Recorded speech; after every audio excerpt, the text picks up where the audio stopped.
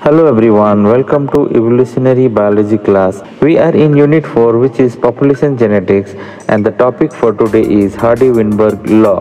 So in 1908, G.H. Hardy, a British mathematician, and W. Weinberg, a German physician, independently discovered a role that relates allelic and genotypic frequencies in a Mendelian population, a natural interpreting unit of sexually reproducing organisms sharing a common gene pool.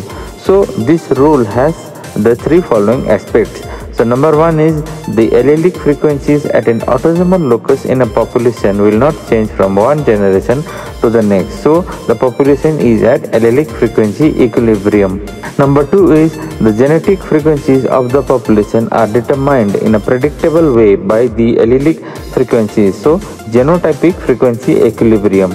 It means that if the allele frequencies in a population with two alleles at a locus are P and Q, then the expected genotype frequencies are P square 2PQ and Q square. So this frequency distribution will not change from generation to generation once a population is in Hardy-Weinberg equilibrium. And the third aspect is the Hardy-Weinberg equilibrium is a neutral equilibrium. This means that the allelic and genotypic frequencies do not change because of random mating. So if all the other requirements are maintained. But if some other forces such as selection or migration changes the frequencies of the alleles to new values, the genotypic frequencies will automatically shift. Thus, the genotypic frequencies do not return to their previous values but are defined by the new allelic frequencies. And if no other force is applied, the population will remain at the new equilibrium. So this neutral equilibrium differs from a stable equilibrium like the carrying capacity K in logistic growth, in which a perturbed system returns to the same equilibrium state. So the Hardy-Weinberg principle states that a population's allele and genotypic frequencies will remain constant in the absence of evolutionary mechanisms. So ultimately, the Hardy-Weinberg principle models a population without evolution under the following conditions.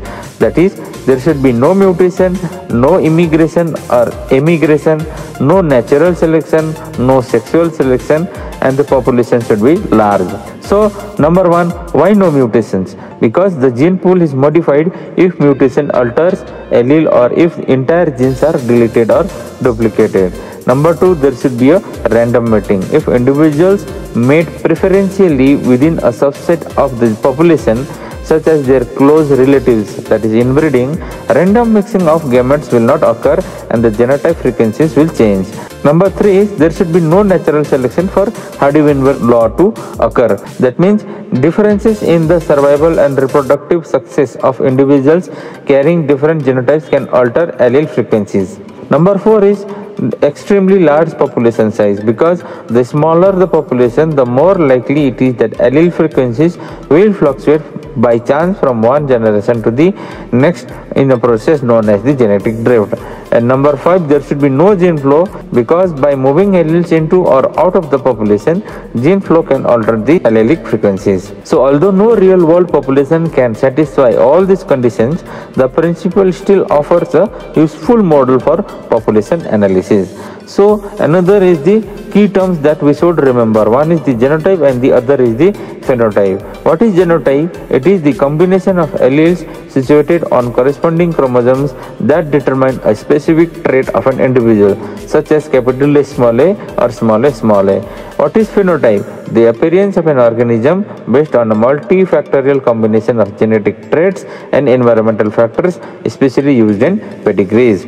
So now let's move to the derivation of the Hardy-Weinberg law. So the Hardy-Weinberg law states that when a population is in equilibrium, the genotypic frequencies will be in the proportion of P square, 2PQ and Q square.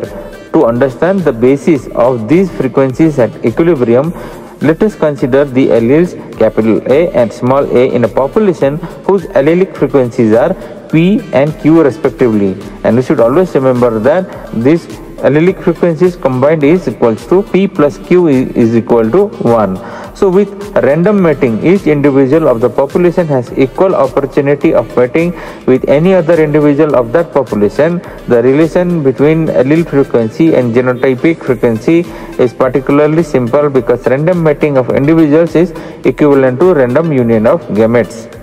So conceptually, we may imagine all the gametes of a population to be present in a large container. So to form a zygote genotypes, pairs of gametes are withdrawn from the container at random. So the genotype frequencies expected with random mating in this case can be deduced from the following given diagram. So this is the diagram, and the gametes at the left represent the sperm and those in the middle it represents the eggs. And the genotypes that can be formed with two alleles are shown at the rightmost part, and with random mating the frequency of each genotype is calculated by multiplying the allele frequencies of the corresponding gametes. So however, the genotype capital small A can be formed in two ways. The A allele could have come from either from the father, top part of the diagram, or either from the mother, bottom part of the diagram. So in each case, the frequency of capital A small a genotype is PQ. Considering both possibilities, the frequency of capital A and small a is PQ plus PQ, which is equal to 2PQ. So consequently, the overall genotype frequencies expected with random mating are capital A will be P square, and capital A small a will be 2PQ, and small a will be Q square. So the relationship between gene frequency and genotype frequency can be expressed as P square plus 2PQ plus Q square is equal to 1, or P plus Q whole square is equal to 1, and this is known as the Hardy-Weinberg principle or law. So after random mating, the frequency of A homozygote is P square and the frequency of the heterozygote is 2PQ. So thus the frequency of A allele, the frequency of its homozygote plus half the frequency of the heterozygotes will be as shown in the equation below. So the Hardy-Weinberg law holds true for any frequencies of A and small a as long as frequencies add to 1 and all assumptions are evoked. So a population in which the allele frequencies remain constant from generation to generation and in which genotype frequencies can be predicted from the allele frequencies is said to be in the state of Hardy-Weinberg equilibrium for that particular locus. So finally, let's see the applications of Hardy-Weinberg law. So the genetic variation of natural population is constantly changing from genetic drift, mutation, migration, and natural and sexual selection. So the Hardy-Weinberg principle gives scientists a mathematical baseline of a non-evolving population to which they can compare evolving populations.